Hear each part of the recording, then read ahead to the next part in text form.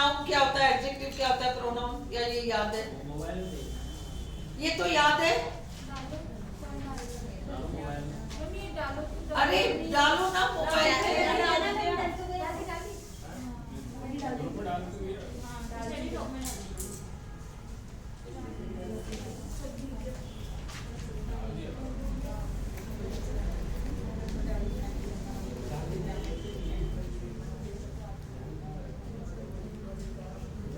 चलो कहाँ तक कराना है ये अभी बता दो मुझे। ग्रामर फैक्ट्स करा लो, है ना, और ग्रामर फैक्ट्स तक करा लो। क्यों 7 तक कर दूं ग्रामर फैक्ट्स, या उसके आगे भी कराना है कुछ? हाँ अरे सारा कैसे घुसेगा? हाँ 7 कराओ, ये 7 करा के 20 वो शॉर्ट रूल्स करा लो आज ही, और बचेंगे जो बचेंगे आज शॉर्ट रूल्स करा के जाना। लो चलो डेफिनेशंस कराना है क्या?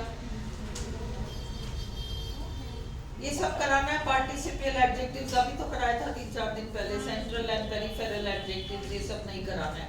डेफिनेशंस कराना है। Noun is a word. हां ऑन करो, ऑन करो, सिद्धि ऑन करो। हां पहले से ऑन कर देना। अच्छा डेफिनेशंस, सबसे पहले पार्ट्स ऑफ स्पीच के डेफिनेशंस ये याद करके जाना, इनमें से एक फंसेगा। A noun is a word used as the name of a person, place or thing. ये मटेरियल बाद में जुड़ा है, ये करेक्ट डेफिनेशन है। पर्सन, प्लेस और thing. Okay, things are made of materials, इसलिए no need to add material. Adjective क्या होता है? An adjective is a word used to add something to the meaning of a noun or a pronoun. Noun या pronoun के बारे में अधिक सूचना देने वाला शब्द एडजेक्टिव होगा। A pronoun is a word used instead of a noun. A verb is a word used to express an action or state. An adverb, इसमें कहीं किसी को जो क्लियर ना हो, भाई क्रिया क्या होता है? जिन शब्दों से किसी कार्य का करना या होना पाया जाए। होना स्टेट है और करना एक्शन है। An adverb is a word used to add something to the meaning of a verb, an adjective or another adverb. Adverb कितनी चीजों का जवाब देते हैं? 7 चीजों का जवाब देते हैं। सातों याद है? कब, कहाँ, क्यों, काम कैसे हुआ, नॉट कैसे, काम कैसे हुआ, किस हद तक हुआ, किस अंतराल में हुआ, एंड कंपैरिजन। ये 7 थिंग्स एडवर्ब जवाब देते हैं। A preposition is a word used with a noun or a pronoun to show, ये दिखाने के लिए, how the person or thing denoted by the noun or pronoun stands in relation to something else, है ना? तो preposition संबंध बताने वाला, not वाक्य को जोड़ने वाला, संबंध बताने वाला। on the table, भाई वस्तु का, भाई ये टेबल है तो ये बुक on the table है, तो सब इस बुक का और इस टेबल का संबंध क्या है कि ये इस पर है। under the table है, नियर द टेबल है, इस चीज का इस चीज से संबंध क्या है, ये preposition समझाता है। On, near, under, above, over, ये सारी चीजें। Okay, a conjunction is a word used to join words और sentences. An interjection is a word which expresses some sudden feeling, ouch, oh, ये सब। A gerund is a verbal, कितने होते हैं verbal? 3 होते हैं। कहां से निकले? वर्ब से निकले हैं। कौन से होते हैं? Gerund, participle and to infinitive, ये वर्बल्स हैं। ठीक है, तो अब नेक्स्ट हमारा an infinitive. An infinitive is a verbal, infinitive verbal तो है, consisting of the word to plus a verb and functioning as a noun, adjective or adverb, which is not true में आपको पता होना चाहिए। gerund केवल noun का काम करता है, participle केवल adjective का काम करता है, to infinitive noun का भी काम कर रहा है, adjective का भी काम, to infinitive वो 2 काम तो कर ही रहा है जो gerund और पार्टिसिपल कर रहा है, एडिशनली वो एडवर्ब का भी काम कर जाता है। बस ये याद रखो, रटो कुछ भी मत। It is functioning as a noun, adjective और adverb, it is derived from a verb. तीनों ही वर्बल्स आपके वर्ब से निकले। As a noun it can function as a subject, subject complement, direct object. As a noun it can function as a subject, subject complement, direct object. Direct object भी बनकर आ सकता है, direct object भी बनकर आ सकता है। अब जैसे to wait seems foolish, this seems foolish, तो सब्जेक्ट बनकर आया। His ambition is to fly. Is am are was were के बाद जो ये टू फ्लाई है, ये आपका सब्जेक्ट कॉम्प्लीमेंट। रूल कुछ भी नहीं बदला है। इज़-एम-आर वॉज वर के बाद टू इंफिनिटिव आ रहा है, कॉम्प्लीमेंट है। कल ग्रुप में एक सेंटेंस था, आई वॉज डिटर्मिन्ड या I determined to become an IAS officer या कुछ ऐसा था। अब उसमें SVC SVO है और आपको याद होना चाहिए कि to infinitive, to become an IAS officer, DO भी हो सकता है, होने को C भी हो सकता है, क्योंकि हमने अभी देखा है कि सब्जेक्ट कॉम्प्लीमेंट भी हो सकता है, ऑब्जेक्ट भी हो सकता है, दोनों चीजें। अब हम कैसे तय करें? आई डिटर्मिन्ड टू बिकम, मतलब मैंने निश्चित कर लिया कि मैं तो ये बनूंगा, तो तुम बिकम को देख के कॉम्प्लीमेंट खट से मत करो। To become an IAS officer, है ना? This was determined by me. जैसे I want to go, this is wanted by me. Verb से फर्क पड़ गया। अगर इज़-एम-आर होता वहां बीच में तो हम उसे कॉम्प्लीमेंट कहते, पर इधर तो एक फुल वर्ब आया है, डिटरमिन्ड, वांट, और उधर दिस से रिप्लेस हो रहा है। और हमारा जो रूल है कि यही वो है वही ये है, ये नहीं हो रहा, और इसलिए आप उसको वो बता सकते हो। एवरीवन वांट्स टू गो, ये आपका direct object. What does everyone want? To go, इसलिए डायरेक्ट ऑब्जेक्ट हो गया। As an adjective he lacked the desire, desire को मॉडिफाई कर रहा है to study. As an adverb you must work, why must you work? To pass. तो आपका gerund केवल नाउन का काम करता है, पार्टिसिपल केवल एडजेक्टिव का काम करता है, टू इंफिनिटिव नाउन का भी काम करता है, एडजेक्टिव का भी काम करता है और एडवर्ब का भी काम करता है। जब वो नाउन का काम करता है तो वो सब्जेक्ट, कॉम्प्लीमेंट और डायरेक्ट ऑब्जेक्ट तीनों चीजें बनकर आ सकता है। ओके, इनडायरेक्ट ऑब्जेक्ट बनकर नहीं आ सकता, प्रेपोजिशनल ऑब्जेक्ट नहीं बनकर आ सकता, ये 2 चीजें। अदरवाइज वो सब्जेक्ट बनकर आ सकता है, कॉम्प्लीमेंट बनकर आ सकता है, डायरेक्ट ऑब्जेक्ट बनकर आ सकता है। ये बेसिक चीजें याद रखो। A participle is a non-finite verb form। और participle क्या क्या होता है भाई? ED-EN वाला थर्ड फॉर्म, वो तो हो ही सकता है। उसके अलावा ING बन सकता है ना? तो कहाँ कहाँ आ सकता है? रनिंग बस, नाउन से पहले भी आ सकता है, नाउन से पहले पार्टिसिपल आ सकता है। रनिंग बस, he jumped on to the running bus, noun से पहले आ सकता है। पार्टिसिपल और कहाँ आ सकता है? I wore the dress given by my grandmother। Noun के बाद भी पोजीशंस याद रखो, है ना। तो थर्ड फॉर्म आ गया ना वो, और वो क्या है, मॉडिफाई कर रहा है उस ड्रेस को। तो a participle is a non-finite form, verb form that has some of the characteristics and functions of both verbs and adjectives, but functions as an adjective participle.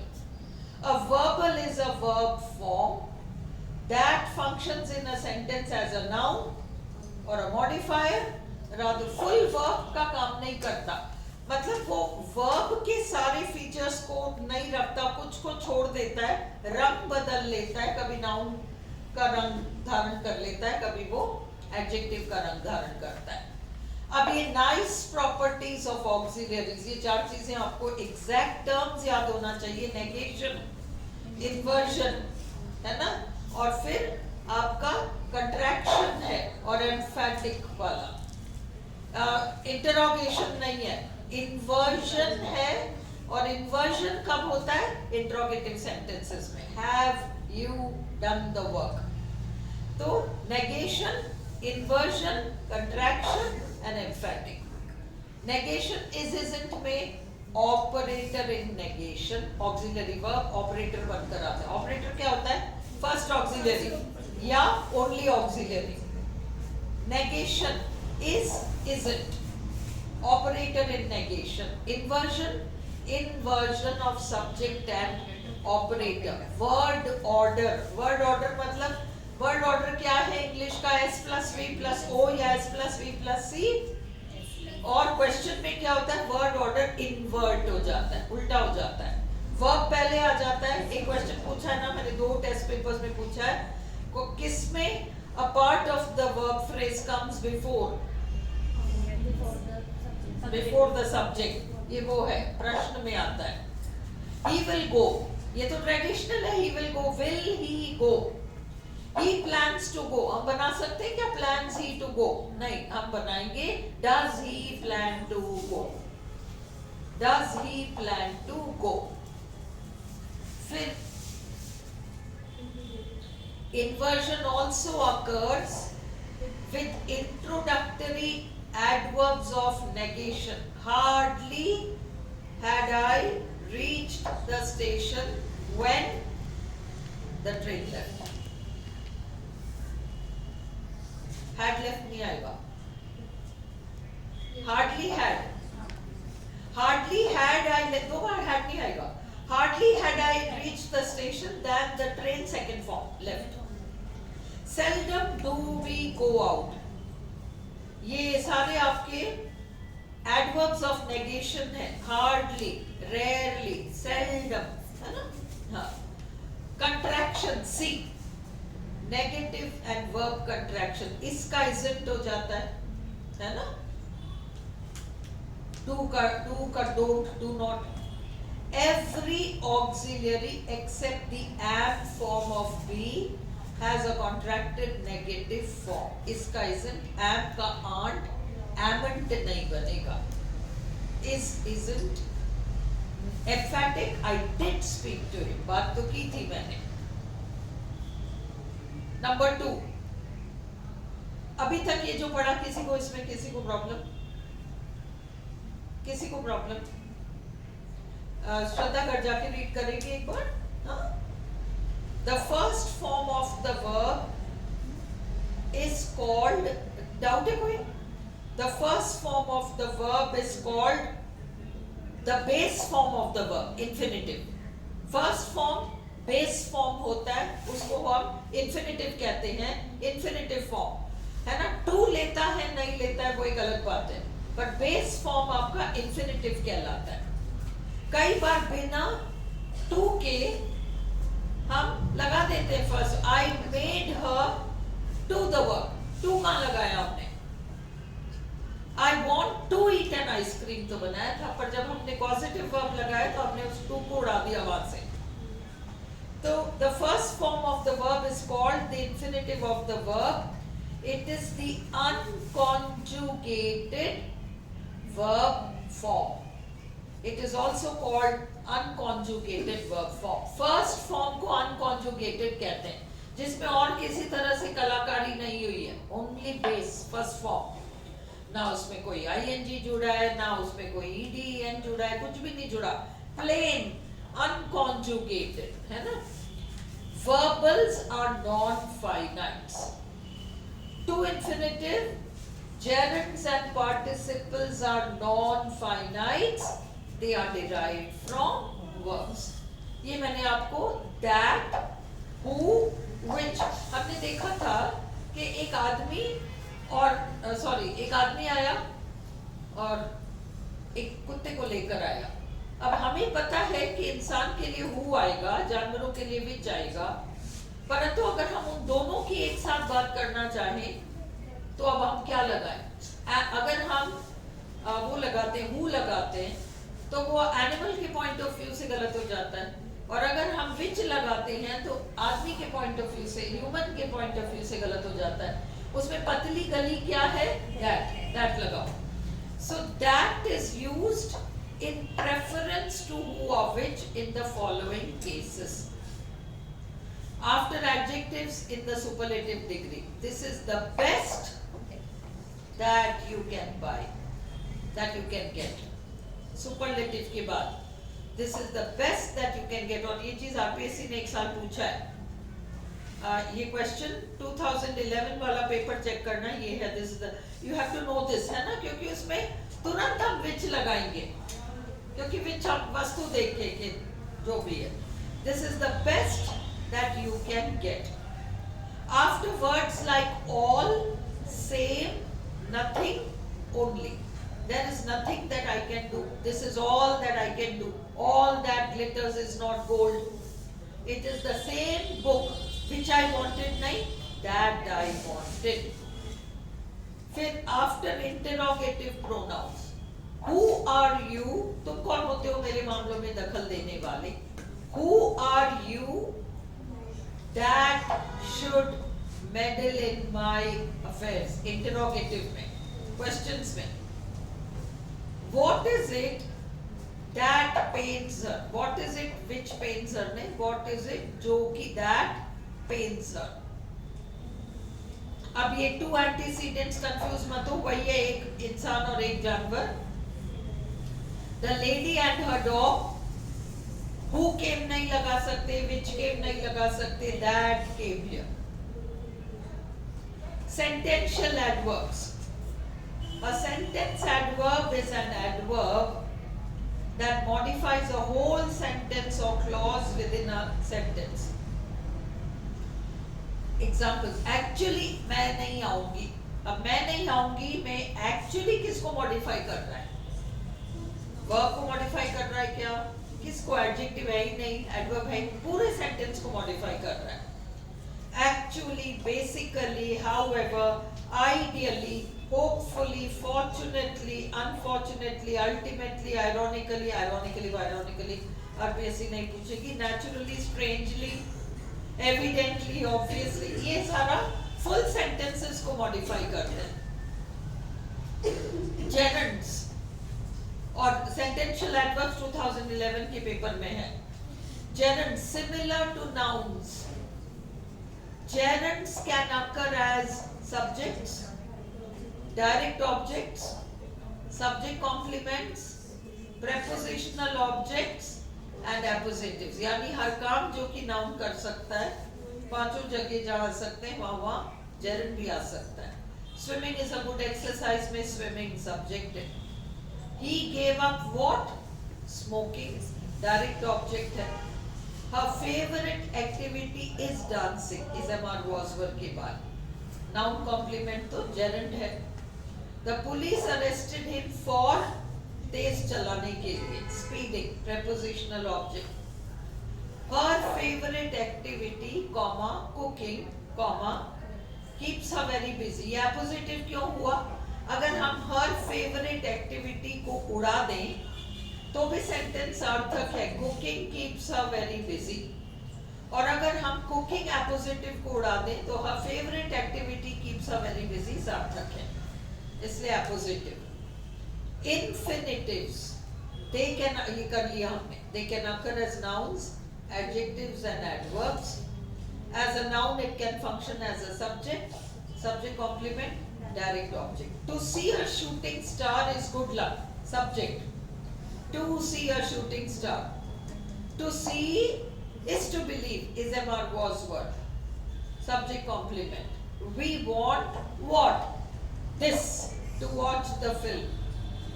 Direct object. As an adjective, he has work.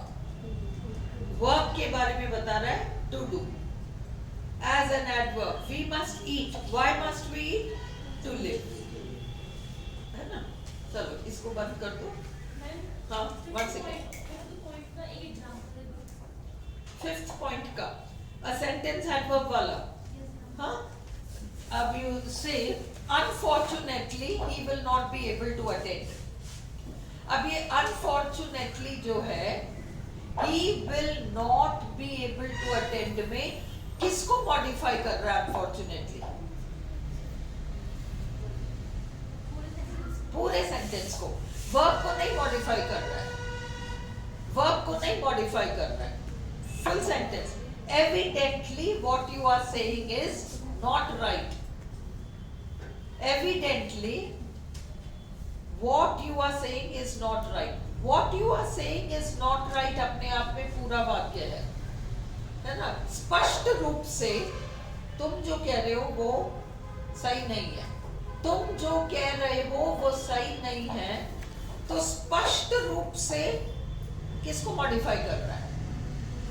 तुम नहीं कह पाओगे कि verb को modify कर रहे हैं. तो पूरे वाक्य को एक तरीके से प्रेजेंट करने के लिए हम वो सेंटेंस एडवर्ब्स को यूज कर रहे हैं, है ना? Strangely he was absent.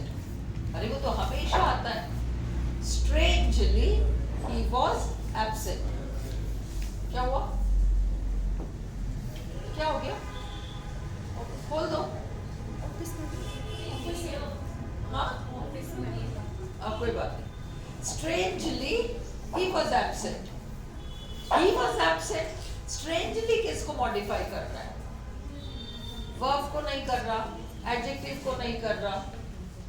तो ये हाँ पूरे सेंटेंस को ये. और कुछ हर्षिता? अच्छा अब